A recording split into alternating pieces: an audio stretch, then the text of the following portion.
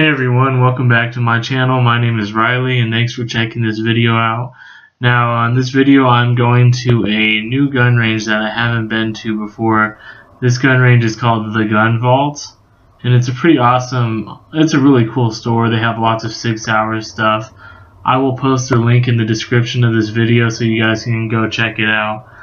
Now the gun that I'm actually going to be talking about in this video is the first gun I reviewed almost 8 months ago when I first started this channel. It's crazy to think that this channel has been around for already 8 months now. I just can't believe it. Anyways, the gun that we're going to look at today is the first gun I reviewed. Like I said, it's the Canik TP9SA. Now in my first video I just kind of I just talked about the gun and I just kind of went over the pros and cons of it. And I didn't really get to shoot it. I just, it was in my apartment and I just talked about what I liked and disliked and the specs of the gun. And I didn't really get any range footage, so that's what I wanted to do today. Now, I'm not going to be talking a lot about the specs on this gun because I already went over that in my first video. And if you guys want, I will post a description of the first time I reviewed this gun. I will post a link to the description, or post a link to the video in the description. There we go, in the description box here. So, like I said, guys, this is one of my favorite guns ever. I was pretty new to Canik, I didn't know a lot about them, and I decided to. This was actually my first pistol I ever bought, the Canik TP9SA. I was talking to a couple people at the gun shop and I asked them what this gun was because I've never heard of Canik, and they're like, oh, it's a company from Turkey. They're not really popular yet, but they're really awesome guns. And these, for the price, you're paying $350 out the door for this gun, and it comes with, the gun, 2 18-round mags, a holster, a plastic case, and a cleaning brush. All that for $350. So I was like, you know what? I liked the trigger pull. I like how it felt in my hand. So I was like, maybe I should check this gun out as one of my first guns. And I'm glad I did because not one day goes by that I regret shooting this gun. It is a lot of fun, and it was an easy gun to learn how to shoot on. This was the first 9mm, I ever shot, and so it just it was a really awesome first gun to shoot on. So I'm just going to go over a couple specs, okay? Number one, what I really like about the trigger is the trigger pull.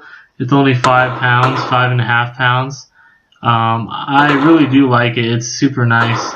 It's got an amazing trigger for the price of this gun. And also what I really like is I got this cool like OD earth or dark brown color.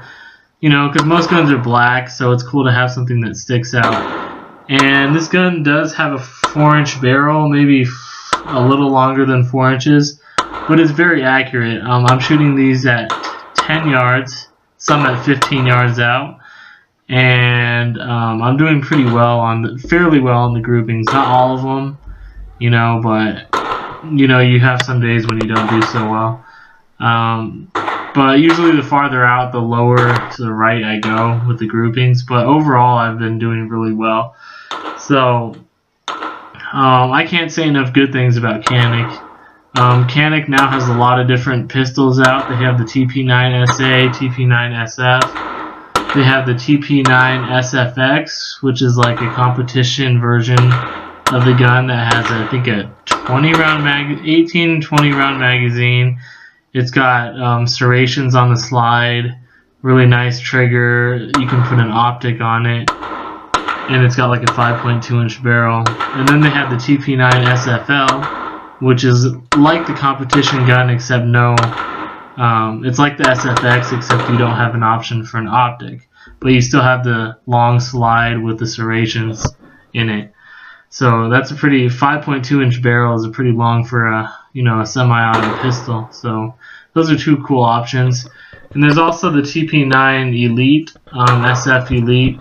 That's a smaller version with a nice trigger, and it comes with some nice sights on it. And it is the smallest Canik. So those are just some other options. But if you're looking for an everyday range gun, possibly truck gun, self-defense gun, a gun for people to learn how to shoot on, this might be a good option, the TP9SA. I talked about in my video before about how people don't like a lot of people are not big fans of the decocker on the top. But honestly, I've had this gun 8 months now, and I can tell you that I've never even thought about the decocker. So if that's one of the things that turns you off about the gun, just maybe go shoot it before you decide not to buy it, because I really haven't noticed any big deals about it. And I think it's pretty much impossible to accidentally hit the decocker. So here I put 2 targets at 15 yards, and I put 1 on each side just to practice around with. So that was pretty fun. And in this video I'm using, let's see, what was I using? 115 grain Remington ammo, full metal jackets. And right here, this was like the craziest thing. This was so stupid of me. All my ammo sometimes gets mixed together, and I accidentally put a 40 Smith & Wesson round in my magazine, and I'm like, why did it jam? And I'm like, oh crap, maybe because it's not 9mm. Anyways, guys, don't mix your ammo, because then stupid stuff like that will happen. I have 2 boxes. I have a crate of 9mm and a crate of 40, and I don't know how, like, sometimes I mix them together. I don't know how they got mixed together, honestly. So just another, that was not a jam. That was the wrong ammunition in the gun. So that's why it did not feed properly. So just, yeah. As for malfunctions and jams, for this gun, I have not had any problems with it. As long as you put the right kind of ammo in the gun, it's going to shoot it. Just don't put 40 Smith & Wesson in the 9mm. So that's the first time I've ever done that, so that made me feel pretty stupid. But that's what you get when you mix your ammunition together. So I had a pretty fun day at the range this day, and the recoil management on this is to be expected from a full-size 9mm pistol. It's not too much, and it's not too hard to control. It's, you know, it's a decent shooting pistol. Like all guns that you can, all 9mm, you know, all guns in general, if you learn how to manage the recoil, then it's just, it doesn't hurt, it doesn't feel like it has too much recoil or anything like that. Now, personally, I don't think you can get a better deal than the Canik TP9SA as regards to the low price, the quality of the firearm, and the amount of accessories you get with the firearm. Oh, and I tried to do it one-handed. Guys, I never shoot one-handed, but I wanted to try it because, I don't know, just for fun. So obviously, as you can see, the recoil management of shooting it one-handed really sucks. And this was at 10 yards, and my groupings were pretty bad. But like I was saying, guys, the TP9SA, the whole Canik series, honestly, have an extreme value for the money. I honestly don't think you can get a gun for less of a price and such great of a deal as this Canik TP9SA or any of the Canik series in general. I mean, if you want to get a Glock at, you know, that at a similar price range or at a similar value, you can't really do that. The closest you can come is maybe $500, or maybe you can go to the store and buy a used Glock. But even used Glocks don't usually run as low as $350 unless you find a special deal or trade-in or something. Now, a lot of people aren't big fans of the Caniks for multiple reasons, but I think they're great guns, and I will say it once and I'll say it again that I think Canik is worth checking out no matter what you've heard about them. I think it's worth checking out for yourself to see if this gun company is really good or not, you know. Like I said, these reviews are only worth so much. You have to go and experience the guns for yourself to see if you actually want to buy them.